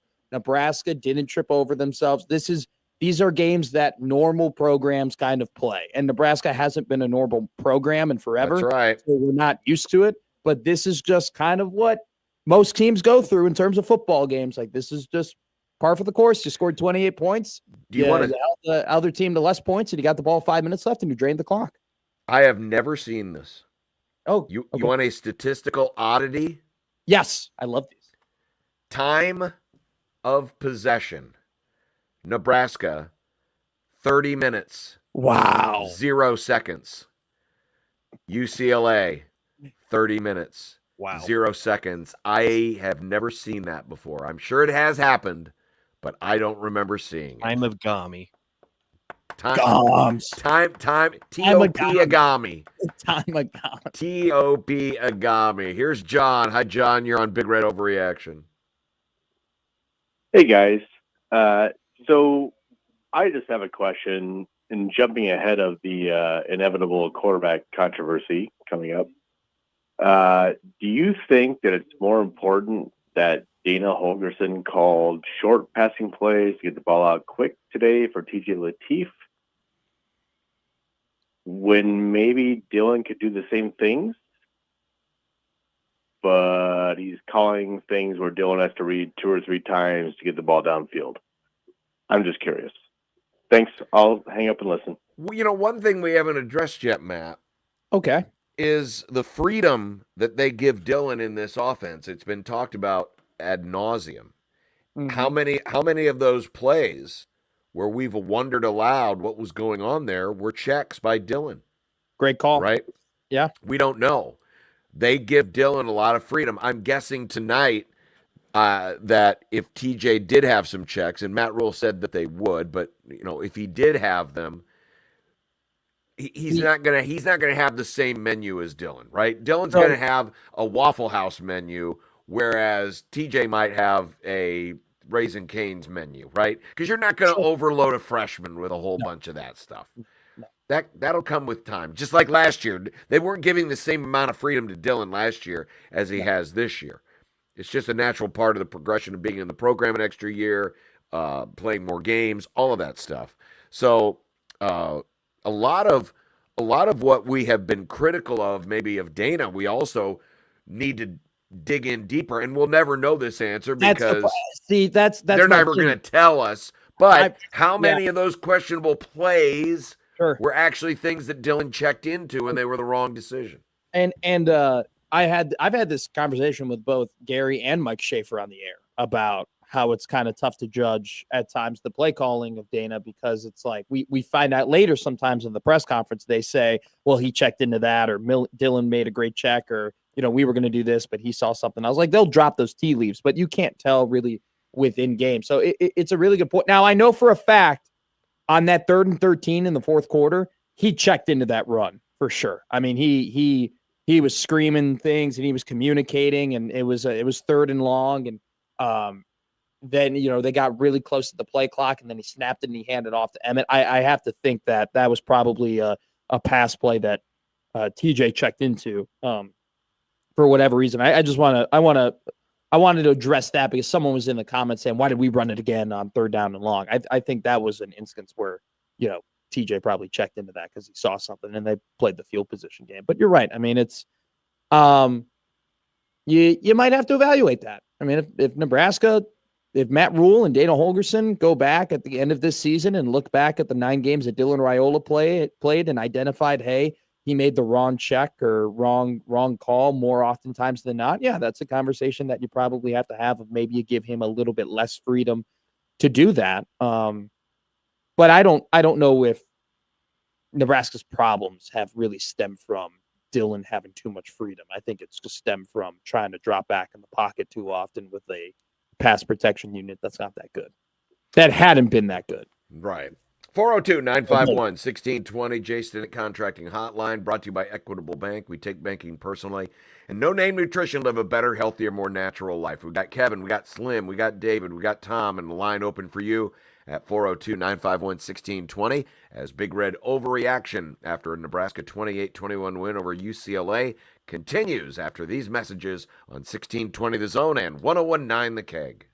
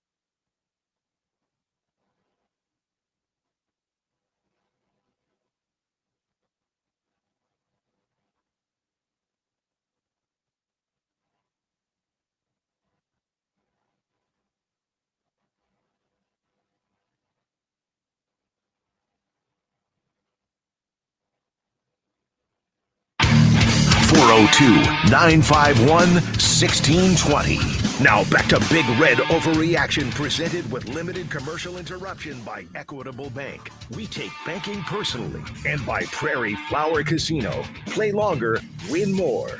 And by Peerless Energy Systems, your local compressed air systems experts on 1620 The Zone and 1019 The K. Nebraska wins it 28-21 over UCLA. A bye week next week, idle week as we like to call it, because technically it's not a bye. And then the final two games of the regular season. Penn State in 2 weeks and Iowa on Black Friday. See, it's not a bye. A bye is when you get to advance in a playoff without having to play an extra game. You're actually idle next week. Nebraska doesn't have a bye next week. They still have to play 12 games like everybody else. It's actually an idle week. Okay, I can subscribe to that. Like, that is, sir, a square is a rectangle, but a rectangle isn't a square. I see where you're yeah. Like, I agree. I've never thought of it that way. Everybody just calls it a bye week. They so do. And I understand. I do understand what people are saying when they say it, so I don't shame them, but it is you're educated. In all actuality, it's just like the word gimmick is not a negative word, despite the fact that everyone is a negative word. Gimmick is not a negative word. It has never been a negative word. By definition, it is something you do that is off the beaten path, or something you do to make money, or to create something that is different from your normal behavior. But people were not pro wrestling fans like you and I. Okay, they don't know that a gimmick is like. And thus, again, I am educated. They don't know. And the word gimmick. You and I did. We are gimmicks. I'm a gimmick. The word gimmick, it's a wrestling term. It is, but it's also a term that is just used in everyday life.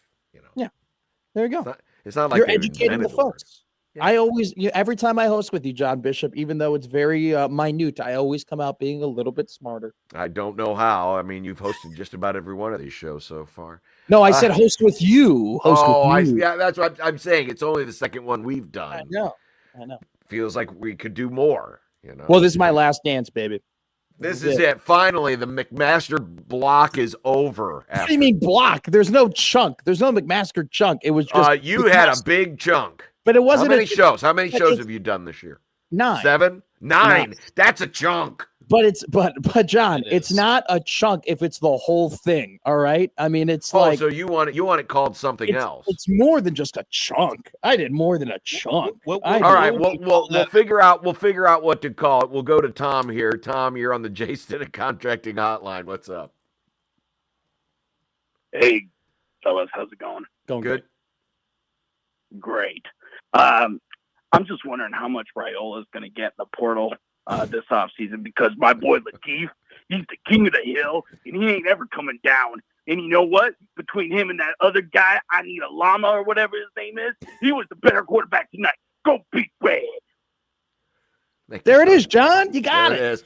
There's our first. I told you so adjacent. He didn't actually say I told you so, but it's close enough. It's close enough. We'll call it. We'll call it at 1 hour 39 minutes into the show. It's too close to call. We are calling the Tiefys. We are calling the Tiefys to say I told you so. Brought to you by Equitable Bank. We take banking personally, and No Name Nutrition. Live a better, more healthier life. Here is Kevin. Hi, Kevin. Kev. Hey guys, really appreciate what you do, and that win could not have gave you more content that you guys could have ever wished for. I can't hear you guys respond to me back, but the ups and downs. This is best case scenario for you guys. Once again, I can't hear you guys. Connor. Connor's not here. Keep letting go. All right, I thought I heard one redhead, but Kevin, how many bush lights tonight? I'm going to say 12. How many bush lights? Over under's 11.5. Wait, what's the over under? 11.5. 11? Yeah. Did you go over? It's the under, but there was some tequila. Oh, okay. That explains it. But hey, appreciate you guys. You guys really do a great job. I listen to you guys all the time. You guys really don't take it personal. Go Big Red. We won a great job. Also grow Creighton. Grow Creighton. All right. Grow Creighton. They Creighton are is growing. You've been It is around growing. campus. That whole Oh, campus is my one God. big growing. I mean, there's so much construction. Lincoln is jealous of the construction they're doing at Creighton. That's why they're tearing up all the streets here. And by the way, kudos to Matt Rule for pointing that out in his press conference. Did he really? Oh yeah, he talked about how Lincoln streets are always under construction. He brought up Omaha Street. No. He brought up Lincoln streets. He doesn't come to Omaha very often unless he's visiting his friend Bud Crawford. Allegedly.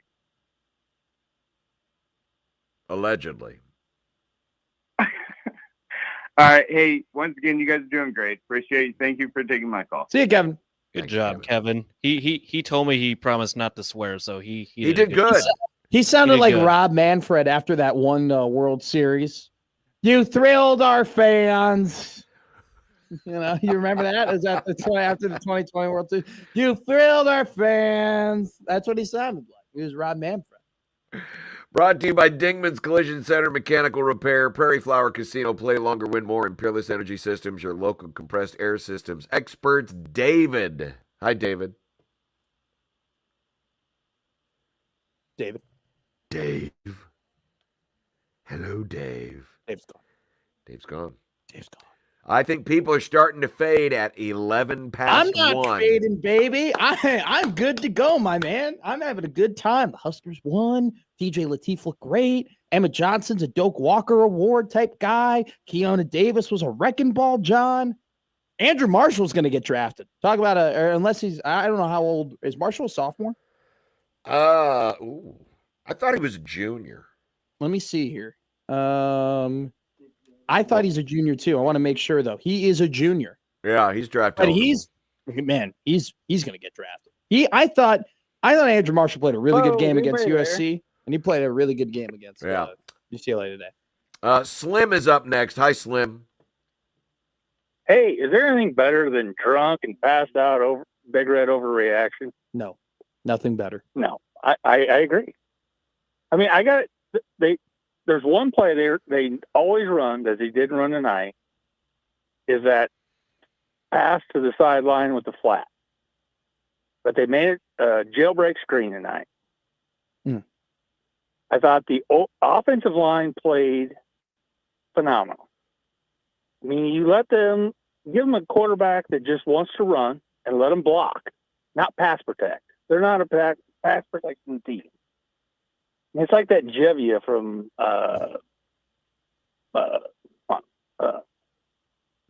Tristan Jebbia? Yeah. That was at New Mexico, and now he's down at Yeah, I lost track of him. When he left, I was like, I don't care. well, he's at Wake Forest. I mean, he's just a beast. Good for him. I mean, he's a good quarterback, and he's got a line that he's good. I mean, he had like 498 yards today. Nice. And I mean, it's just, I like that. I like that. I think TJ is the answer. TJ is the answer. Do what? How many sacks were there tonight? 0. None. Right. I mean, you get a quarterback that's a threat. Well, it also helps to get the ball out of his hands quickly. I mean, how many of those dropbacks, 15 dropbacks, was he back in the pocket for more than 2 seconds? 3 seconds. Yeah, 2.5 seconds. I mean, it was fun football to watch. Offensively, it certainly was, and for the most part, defensively, I know they struggled with Iamaliava, but a lot of teams do. He's a tough cat when it comes to running. I mean, he that game would have been really, really ugly if they would have had anybody else playing quarterback tonight. I'll agree. And the other is, I've been around since the glory days in the 90s. Same and I'm here. not really good with names anymore, but that number 8, the middle linebacker. Deshaun Singleton, he's a safety. Well, I mean, that great big bastard. He looks like he He's a should be big guy. on a rush end. He's a big guy. And I mean, he's slow. I mean, he's not. He shouldn't be. He should be a rush end. And I mean, he wants to cry. I just, that's my only thing with the linebackers. They never stay home. I don't think he's that big, but he's good. But he's a big guy. I mean, but I mean, it's like number 0 and number 8. Or, I mean, I don't know. Zero's. That's Javen. That's Javen Wright. That's Javen. But anyway, I'm curious what you guys think of the defense. I mean, the defensive backs seem fine, but you just got to do a little. I don't like the 3-3. Well, they don't fully go to the 3-3-5 all game long. They put down a lot of different looks. But thanks for the. I mean, after watching. Slim, thanks for the call. Yeah, thanks for the call. Thanks. By the way, Deshaun Singleton, 11 tackles, 8 solo. Javen Wright, 9 tackles, 6 solo. Top 2 tacklers on the team tonight. Yeah, Deshaun Singleton's had an interesting year. There have been games where I think that he is awesome and he is really, really good and he's making big plays. And then there have kind of been games where he just disappears and you're like, oh, where did 8 go? But I mean, he's got all the tools, and when he's on, man, he's on. And I thought another guy that was on tonight was Vincent Shavers. I thought he played a great game. Yeah, he had a TFL tonight. Nebraska had 6 TFLs tonight, which Big is time. certainly That's gotta an be the most improvement they've had from where all they year. were against Northwestern when they had 0 TFLs. 0. They haven't had more than 6 this year, right? TFLs? Oh, yeah, they have. Have they? Against who? Oh, I can tell you here in just a moment. Okay. As I bring up my defensive worksheet. Nice. And the total TFLs, they had 12 against Michigan State, 9 against Akron, 8 against Houston Christian. Well, those don't count. But 12 against Michigan State. Oh, big time. Yeah, big time. I'm wrong. But still, it's good. I mean, look, This is the second most against a Power 4 team. Man, John, they were pressuring the quarterback, and I thought the quarterback did a phenomenal job of getting out of it. And I also think that Nico did a phenomenal job of throwing out of the pressure when they got to him. I thought that he was impressive under pressure. Yes, absolutely. For the second week, a couple more times. For the second week in a row, I thought Nebraska got what I would classify as adequate pressure. Yes. Last week better than this week, but they got adequate pressure. The problem was that Nico has the ability and the willingness to take off and run and is slippery as all get out and has the size, has great elusiveness for a guy that is as angular as he is. If he can figure out how to throw the ball effectively, consistently, he's going to be a guy. That is still to come. Yes. Connor, Patrick, Spencer, and I can't tell the last one. Is that Javi? That's Jay. Sorry, Jay. You're good. One more segment. Yes. Big Red Overreaction. Coming up next, brought to you by Equitable Bank. We take banking personally. By No Name Nutrition, live a better, healthier, more natural life.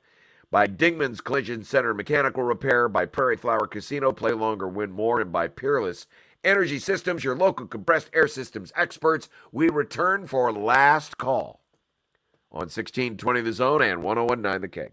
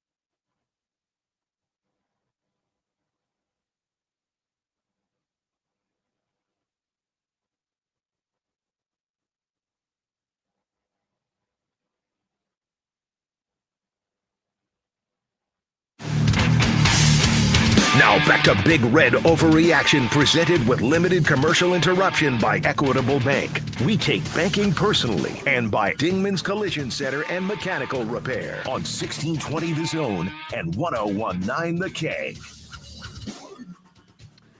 Last call. 402-951-1620. John Bishop, Matt McMaster with you. No show next week because there's no Husker game next week. Because they're on an idle week. They're on an idle week. They get to stand idly by and watch the rest of the world play each other.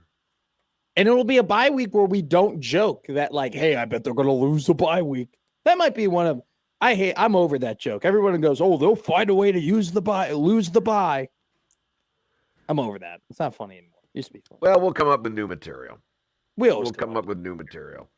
Last call, Spencer. Not last call. This is a series of last calls. Joey, I need a beer. Joey, last call. Spencer. Oh, how you guys doing? Just fine, Spencer. Doing great. It's an honor to be one of the last calls. We're honored to take your call. John, first I gotta say, man, this Creighton team goes like 11 deep, and you and Nick Baugh do an unbelievable job.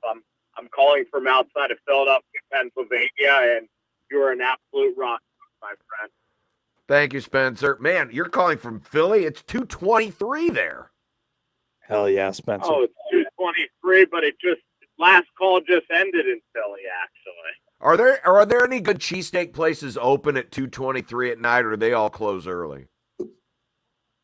I would say Gino's or D'Alessandro's, I would say. D'Alessandro's is still open at 2:23? I think it is. Wow. I think it is. Because that's one of the better ones, as I am told. Yeah, that's one that the locals like. Yeah. I've not had it, but I've heard about it. Oh, well, when you come up to Nova, I mean, I don't know if it'll be at the Pavilion or not, but you'll have to. We're at the Pavilion this year, I think. Oh, yeah. I think we can beat Kevin Willard's team anyway this year. I think Creighton's going to be fantastic. This is great. A great Creighton Love Fest. Spencer, you got a Husker point? I thought it was a cheesesteak love fest. I think, first of all, what's it going to take for TJ Lateef to seriously contend with Dylan? I mean, the guy was perfect tonight. He played a fantastic game. He did. You still have Dylan. You have the NIL money. You have his uncle there. Does he have to beat Penn State? I mean, Penn State guys, they're looking really, really good. Penn State could have beat Indiana today. This game was critical. This could have been a number 6-6 season for the Huskers. This win was one of the biggest wins ever. That Husker-Penn State line is going to be Huskers minus 1.5 probably, guys. I'd probably say 3.5 Penn State, maybe 2.5 Penn State. Yeah, Penn State's going to be favored. They'll be favored. But I think it's a close one, Spencer, to your point. I think it'll be a close spread. But what do you guys think of TJ? Do you think that the offense was simplified? Do you think he has a chance at beating out Dylan? I know Dylan has the political stuff, but do you think it'll be a QB competition, guys? Great question, Spencer. Here's what I think, John. This is an honest take. I won't save it for Monday through Friday. I'll tell it to you right now. Okay. If in the offseason, TJ Lateef proves to be a more accurate passer downfield, if that's something that he improves and he becomes better more consistently than Dylan on his down the field passes, then he should be the starter. Plain and simple. Yeah. If he's a more accurate down the field passer, then he should be starting games in 2026, because everything else in terms of the athleticism and the mobility and the things that you can do in terms of creativity on offense, I would lean toward TJ. I just think that Dylan has a better arm and has proven that he can push the ball down the field better than TJ can. But if TJ goes in the offseason and he develops into a accurate down the field passer, then I think he should be the starter.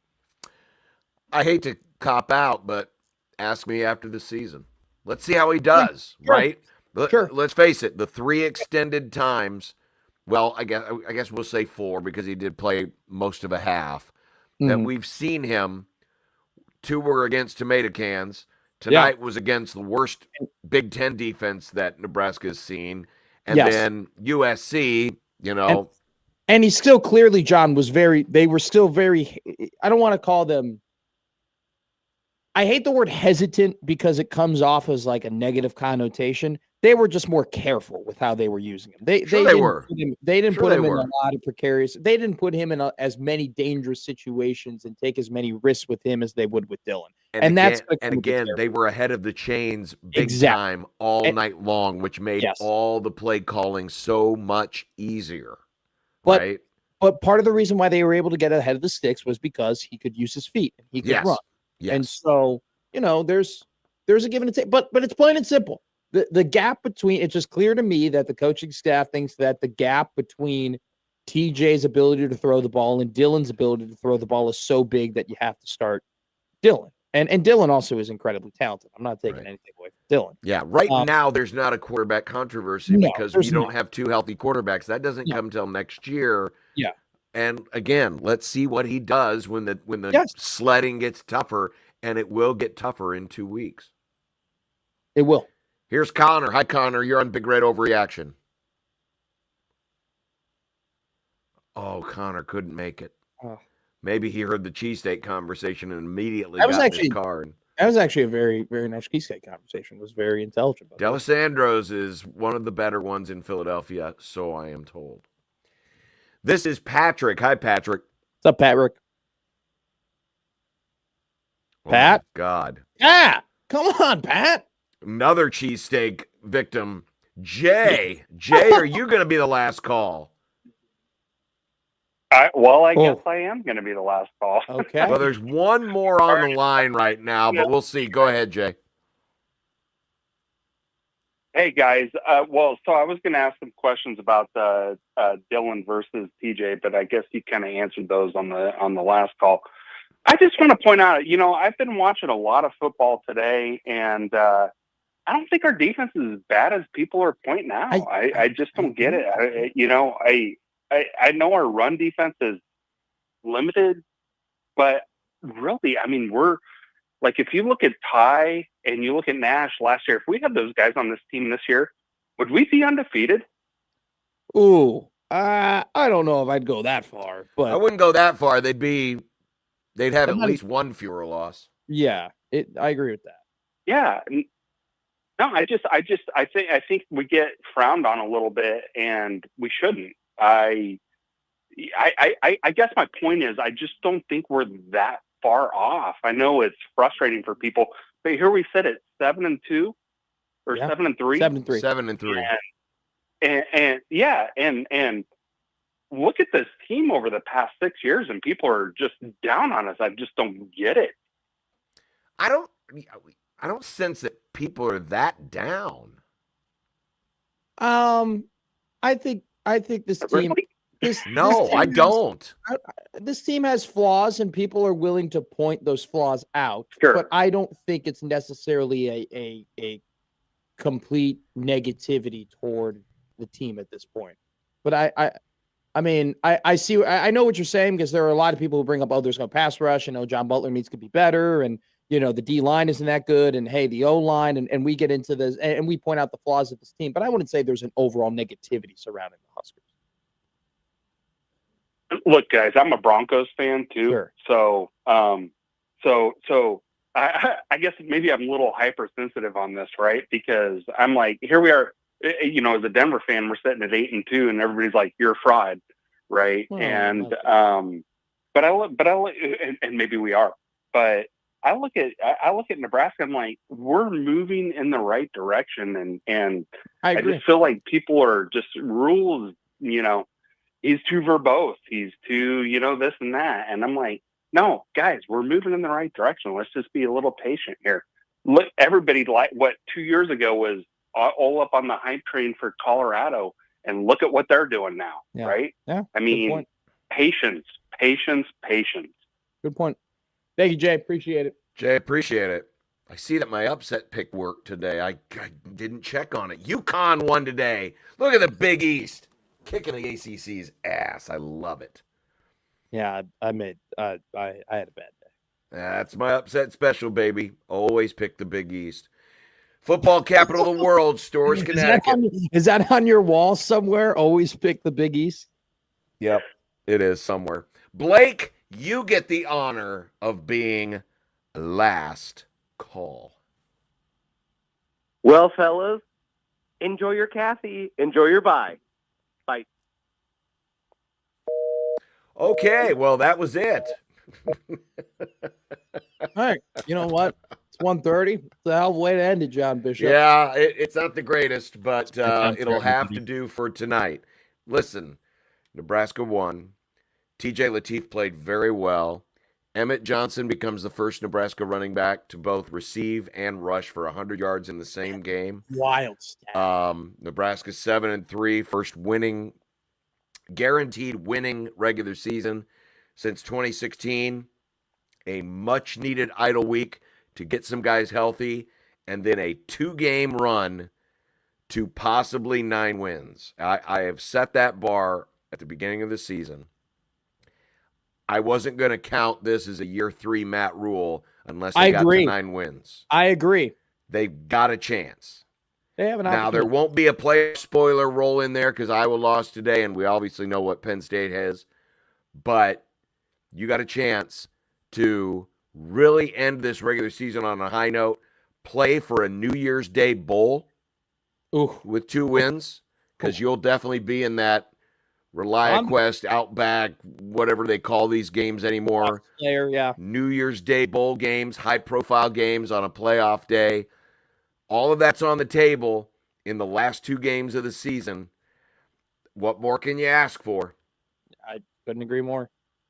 I said earlier in the week that they needed to win this game, that to prove that, you know, everything that they have built over the last 3 years is more than just getting a 5-star quarterback. That they needed to prove, hey, we've acquired other talent, we've developed other talent, we've created a program that can go through adversity, that can deal with adversity and still win games.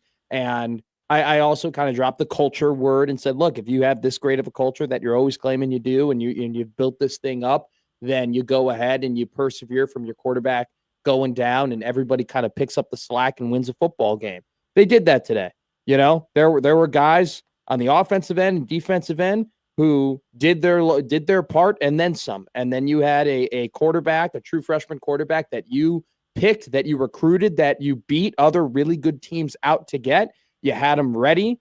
You had them prepared. I liked how Matt Rule said, you know, it wasn't just about getting them ready, you know, for this week. We've been getting them ready for the last, 10 weeks, right? I mean, this has been a process of always having TJ ready. He was ready for the moment tonight. You picked up a win you desperately needed. And like you said, John, 9 wins on the table. This team has its flaws, but you know what? One of them isn't winning close games. They've done that consistently this year. And when they've needed to shut the door, they've shut it. It's been a good change of pace that this program and fan base has needed. So that'll do it for Big Red Overreaction. Want to thank Equitable Bank. We take banking personally. By No Name Nutrition, live a better, healthier, more natural life. By Dingman's Collision Center and Mechanical Repair. Prairie Flower Casino, play longer, win more. Peerless Energy Systems, your local compressed air systems experts. All of our callers tonight appeared on the Jay Stinnett Contracting Hotline. Idle week next week, but we got a full week of shows, starting with Gary and Matt at 6 a.m., Connor Happer with Josh Odson at 10. Josh Peterson and myself will be on at 2 p.m. on Monday. And don't forget, tomorrow morning, 8 a.m., Severe Reaction with Michael Severe, a fresh new take on what you saw tonight. Nebraska 28, UCLA 21. Joey Colbert doing his usual excellent work at 50th and Capitol. Matt, have a great night. You as well, my friend. We'll talk to you on Monday on 1620 The Zone and 1019 The Keg. Good night, everybody.